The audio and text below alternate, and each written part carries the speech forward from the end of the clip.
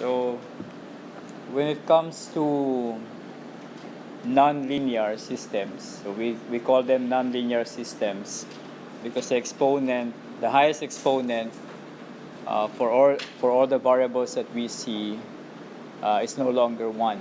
Okay, it could be, well, in our case we consider equations whose degree is equal to 2. Okay, so we have x squared plus y squared is equal to 25 and y squared is equal to x plus 5. So we already learned two techniques, by substitution or by elimination. Okay, so we have to think of we have to think about the two techniques, which one will be the best fit in terms of what is given here. Okay, so as we can see, we have a y squared on the first equation, and we also see y squared on the second equation. So this could make us think that maybe it's better if we substitute x plus 5 for the y squared in the first equation, right? So if I will do that, so the y squared that we see in the first equation will be replaced by x plus 5. Is that correct? Because y squared is x plus 5, the y squared in the first equation can take x plus 5 as a substitute. So the first equation becomes x squared plus x plus 5 is equal to 25. And it seems like it is a good option because we were able to eliminate the variable y. And we are left with a quadratic equation, x squared plus x plus 5 equals 25. And we know that given a quadratic equation, one way to solve this is to make one side equal to 0. So that means x squared plus x plus 5 equals 25. If I will subtract 25 on both sides, what will happen? Because in order for the other side to be 0, I have to subtract 25 on both sides. So 5 minus 25 minus 20, and the right side becomes 0. And we will have to determine if we can factor x squared plus x minus 20. So to proceed, we are expected to have two binomial factors. First terms will be x and x because we are considering x squared.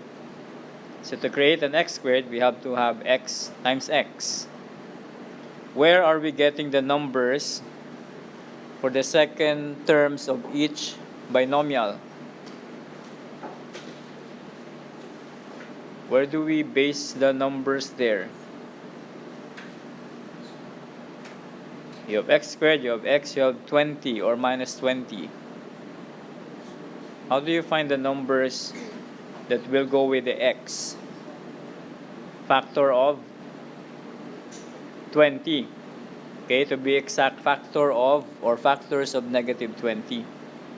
So that means two numbers, when you multiply, the result is negative 20. But we need to consider the sum should be equal to 1. Okay, so there's a use for the middle term. So give me two numbers whose product is negative 20. 4 and 5. Okay, with the 4 and 5, well, it has to be negative 20. One number should be negative and one number should be positive. You have to force the 4 to be negative and 5 to be positive so that the difference is 1. If you make 4 the positive and 5 negative, what you will create is a negative x and not positive x. So we place the numbers in any order, 5 and 4, 4 and 5, make sure that you have minus 4 and you have the plus 5. And as we proceed, we have to equate each factor to 0. X minus 4 is equal to 0. X must be negative 5 and x must be equal to positive 4.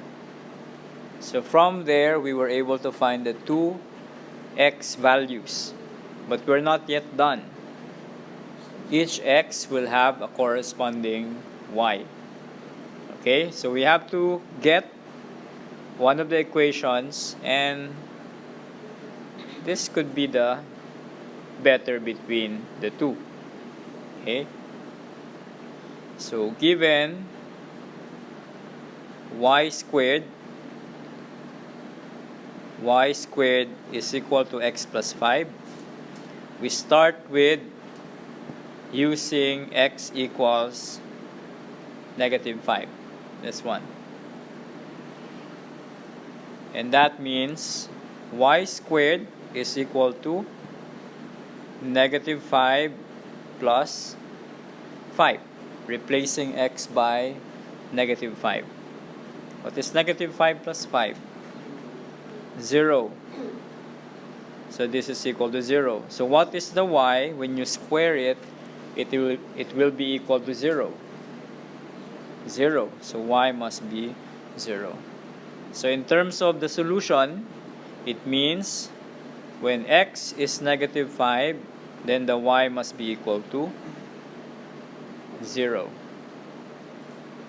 Okay. And then, we're not yet done because we still have one more x, and that is x equals 4. So if x is equal to 4, we will just be repeating the process, knowing that y squared is equal to x plus 5. Y squared is equal to 4 plus 5. And y squared is equal to 9. Now we have to think of the y values. When you square that y, it becomes 9. 3, and there is one more, negative 3. So that means when x is 4, it has a y equal to 3, or for x equals 4, there is also negative 3. So this system has 3 solutions. We have x negative 5 and y 0. So we have negative 5 solution set. We could write it this way: negative 5, 0. We have 4, 3, and we have 4, negative 3, and then we close. Okay, so those are the answers or the solutions to the system of equation. An optional step is to check whether these are really the answers. That is, you have to substitute the corresponding x and y and check if the equations will be correct. Okay, so that is by way of substitution. The other question is it possible to use elimination here? So let us investigate. If we will be subtracting the two equations, are we hoping for a variable to be eliminated? If we will subtract the two equations, will we be able to remove one of the variables? Yes, right? What is that variable? The y. Okay, so even elimination seems to be, okay, and we have to see. So we have, let's do the second option. X squared plus y squared is equal to 25. And y squared is equal to x plus 5. Even without transposing x, on the other side, we can proceed by subtracting the 2. X squared goes down as x squared. Y squared will be cancelled, because y squared minus y squared will be 0. And then something, or 0 minus x, what will that be? Minus x. Right? Because it's no x minus x, or 0 minus x is negative x. 25 minus 5 will be positive or plus 20. And if you manipulate this, plus x on the other side minus 20 and equal to 0, we can see that this is exactly the one we were solving earlier. And then we just proceed with the same steps. Okay, so as we can see in the example, we can use elimination, we can use substitution.